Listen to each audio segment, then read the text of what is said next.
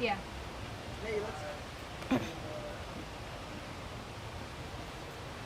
Look at camera 2. Welcome back to another episode of HPU All Access. I'm Alexa Beck.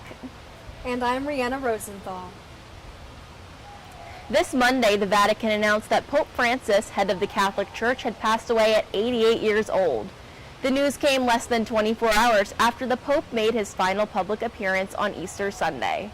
His cause of death was determined to be a cerebral stroke that led to a coma and heart failure. Pope Francis will lie in state in St. Peter's Basilica until Friday. His funeral will be held this Saturday, and many world leaders, including President Donald Trump, will be in attendance. The Church then will await the voting process for a new pope known as the Conclave, which the Cardinals of the Catholic Church have not yet set a date for.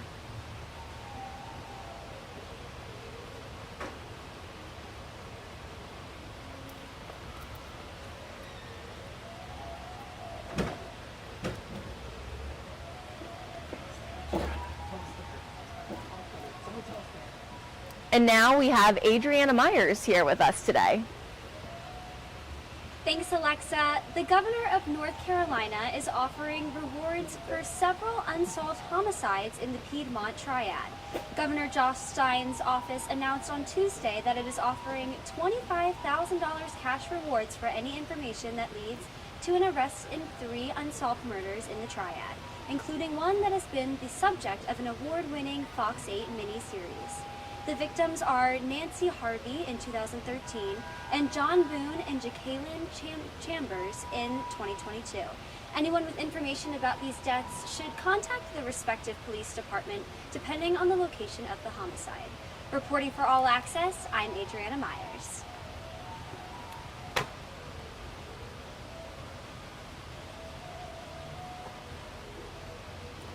Thanks, Adriana. As spring semester wraps up at High Point University, it's important to stay in the know about what to expect on campus. The move-out process for each student may vary, but everyone must follow the same set of guidelines set by the Office of Student Life. All students are expected to move out of their residence halls after their last final exam and follow one of 3 checkout methods, the quickest being express checkout. Students can turn in their dorm keys with an RA from April 28th to May 4th. It has been 1 week since a gunman opened fire at Florida State University, leaving 2 dead and 6 wounded. The 21-year-old suspect, the stepson of a sheriff's deputy, was shot and taken into custody that day, but still remains at the hospital. Despite this tragedy and the period of mourning that the community is going through, FSU chose to resume classes this past Monday. This decision sparked backlash from parents and students who fear that it is too soon after the tragedy. FSU student Selena Westerberg started a petition on change.org for the university to provide online learning options. Westerberg wrote, quote, "It is not okay to be asking students who just experienced such a traumatic moment to return right back to where it happened so soon." End quote. President of the university, Richard McCullough, then released an updated statement to reassure students that attendance is not mandatory and will not affect their grades. For those enrolled at HPU in a program with the Global Education Office, such as a Global Experience course or a Maymester, there is one thing you can leave behind on campus while you're away. Dr. Jeffrey Palis said students can keep their cars on campus during their trip abroad as long as the vehicle is registered with the university and labeled with an HPU decal. Just make sure you come back for it later. Welcome to HPU All Access. Your front row seat to the latest news and updates happening around High Point University and beyond. Want the inside scoop on the biggest events, campus celebrations, and student stories? All Access brings you all the action right here from the heart of HPU. Here, live at Panther Commons. Reporting live tonight from High Point University. Live from the Nito and Mariana Cobain Arena and Conference Center. Reporting live from the Slane Student Center. As part of HPU Vision, we're proud to share the stories that matter most to you, the High Point community.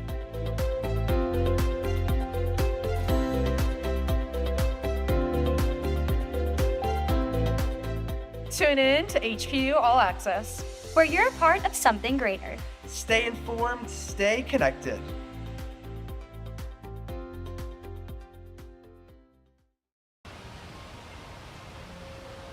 Over 150 U.S. college presidents are speaking out against the Trump administration. This week, President Trump signed more executive orders in an attempt to change higher education ideologies, many of which he believes go against the conservative party. The American Association of Colleges and Universities published a statement on Tuesday fighting back at Trump's attempts. Later on Tuesday, Harvard University sued the government for threatening to lower its funding. It seems as though the fight between the federal government and universities will continue into the foreseeable future. With so much going on in the world of politics, we want to make sure you are staying informed about political events both here and abroad. Will O'Brien is here to give you the latest. Will?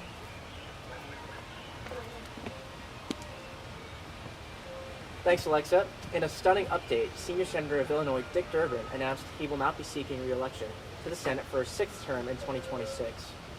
Durbin previously served as a congressman from Illinois' 20th Congressional District before ascending to the Senate in 1997. He later became the number 2 ranked Democrat as the Senate Majority Whip. With Durbin now on his way out, a number of potential candidates like Illinois Governor J.B. Pritzker, Lieutenant Governor Juliana Stratton, and former Chicago Mayor Rahm Emanuel are expressing interest in running for the open seat.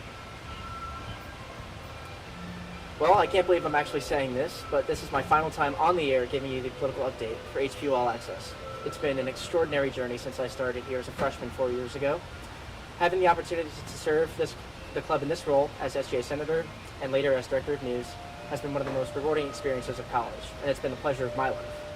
I want to thank my most cherished mentors over that time, Emmy Beck Aiden, Brooke Ruffin, Christy Rebard, Jake Drew, and too many others to name. I'll never forget where I started, what I've learned here, and what they taught me. We usually say same time, same place at the end of our broadcasts, but in true Dr. Nito Cobain spirit, the time is now and the person is me to graduate and launch my political journalism career with faithful courage. I wish my successors the best of luck in their roles, and I will rest easy knowing All Access and HPU Vision are in good hands for many years to come. I'm Will O'Brien, political reporter for HPU All Access. For one last time, Brianna, over to you.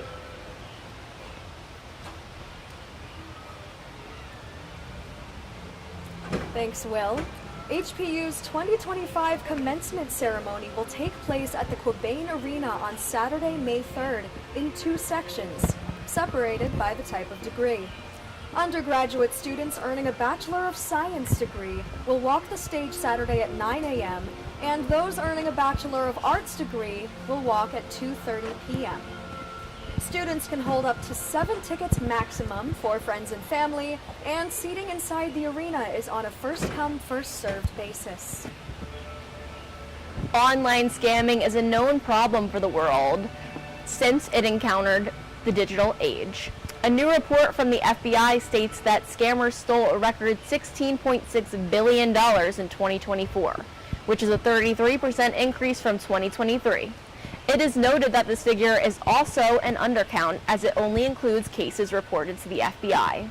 Cynthia Kaiser, Deputy Assistant Director of the FBI Cyber Division, said, quote, "Since 2020, the virtualization of everything in our lives has increased the attack surface, and we've seen criminals move from the physical to the digital world," end quote.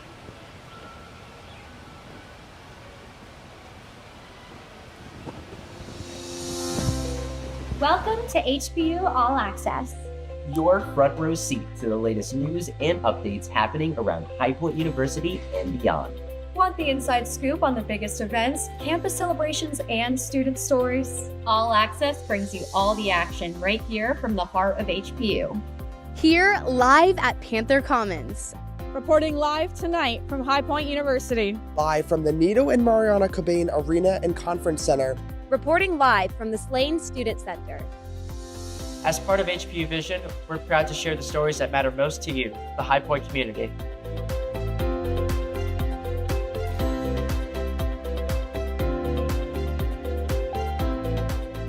Tune in to HPU All Access, where you're a part of something greater.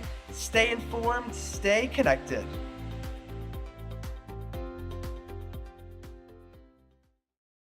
Welcome back. The sun is shining, the pools are crowded, and classes are officially finished.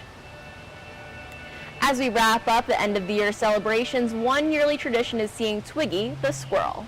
Jake Gutman joins us with this story.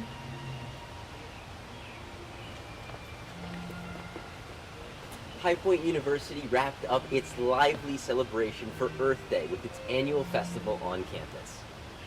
Students and staff gathered at Hayworth Park for HPU's 14th annual Earth Day Festival.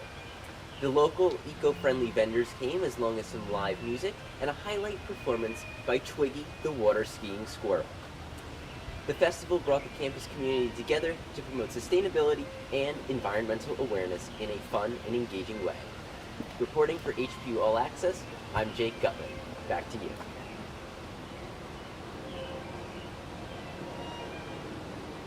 Thanks, Jake.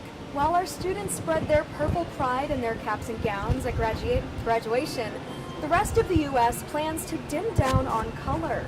NBC News reports that Robert F. Kennedy Jr. is looking to ban artificial dyes in America. Kennedy is giving food and drink companies 2 years to replace the dyes, 9 of which containing petroleum, with natural alternatives. Research from 2021 shows that artificial dyes can cause behavioral problems in children, but the Food and Drug Administration has not yet established a connection at this time. Further research will be conducted moving forward.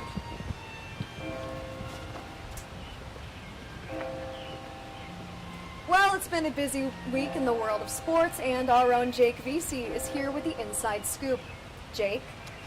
Rihanna, Alexa, it's been a busy week, that's for sure. It But sure one has thing been. that's for sure is that High Point is making its name known, picking up 8 transfers out of the transfer portal after losing 12 transfers this past month as the transfer portal opens up. So the basketball team has lost a lot, but it's rebuilt this last few weeks, gaining back those transfers from some power schools in Virginia Tech and UConn and Arizona. But that's not the only thing that happened this week in sports. Connie Derschlag was named the Male Sports Athlete of the Year, and Sydney Horn, who's on the track and field team, was named the Female Sports Athlete of the Year as well. So 2 really impressive athletes. They had those Paul Square Awards the other day. They had them, and that was a really cool event for all of our student athletes to be celebrated there as well. So that's something else that we really, like to look at. But we also have to mention our women's lacrosse team, who they secured their 13th Big South title, well, a share of that at least. So this year, that's something that they'll look forward to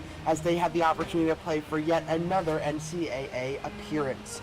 We do have some games upcoming this weekend. Men's baseball takes on Woodford this weekend in a 3-game series, 2 of them on Sunday, 1 of them on Saturday, and track and field takes on Virginia on Sunday as well. Men's lacrosse will play St. Bonaventures on Saturday. All right? I think we should tell everybody at home, remember to get out there and support your Panthers. Yeah. But before I send it back over to you guys, I do want to take a moment to recognize all and celebrate all of our seniors who will be graduating next week. When I first stepped into the role as Director of News in January with little experience, I couldn't have imagined just how impactful this team would become to me. The support, guidance, and friendship of all of you, including you, Rihanna, has really stuck with me. It's been an honor to work alongside each and every one of you and your passion that you have for journalism.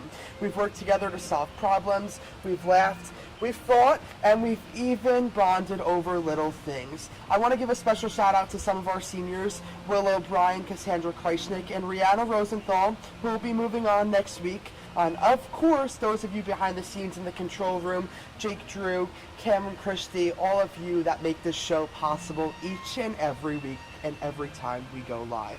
Most importantly, I want to thank Kayla Leventhal, who is our studio supervisor, who constantly stays late nights with us to make sure that we can get this show on the air every single week. Your dedication does not go unnoticed. So thank you for all of your dedication and the time that you have put in to making this show be a success. Rihanna, before I go back, I do think you have some exciting news to share with us. Where will you be continuing your career?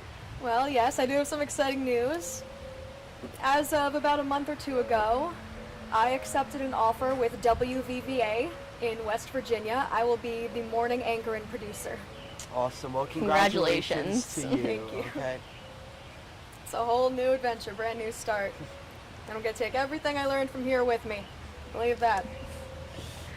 That's all for tonight's news. Thank you for staying with us all semester long. For All Access, I'm Alexa Beck. And I'm Rhianna Rosenthal. Also, for the last time, signing off. Have a good night, Panthers. See you soon.